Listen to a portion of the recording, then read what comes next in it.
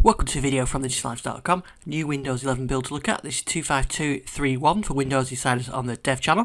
And I'm over here on my Surface Go this time because there's a couple of things that I want to show you on a small device rather than the VM.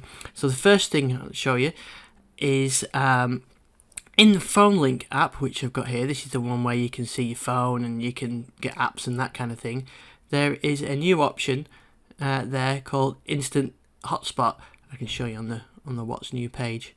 So with the Instant Hotspot, you just you can straight from here. You can go to Instant Hotspot, and you have to set up Bluetooth, but it works with your Samsung phone.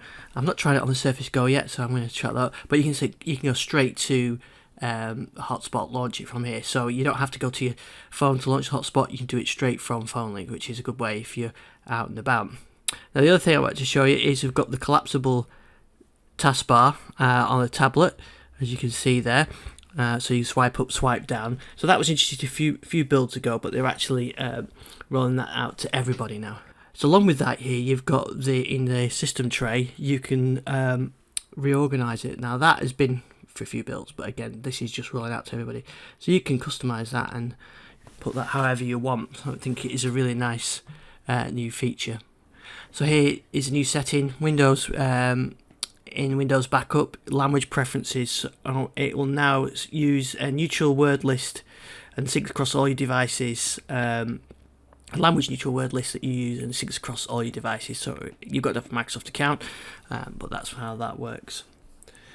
So actually the rest of the changes are all just fixes. They fixed an issue with the system tray. The tooltip will now show spatial audio when it's that it's available.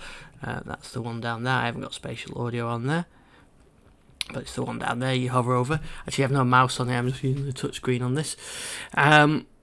They've updated the font on Wi-Fi so it's clearer to read, and they've improved some DPI awareness, and they've fixed some windowing issues.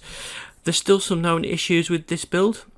Some still reports of audio issues. I've still not seen that. Audio's working fine here on my Surface. They're investigating issues with some apps crashing and games crashing on recent builds. Again, I'm not seeing anything like that.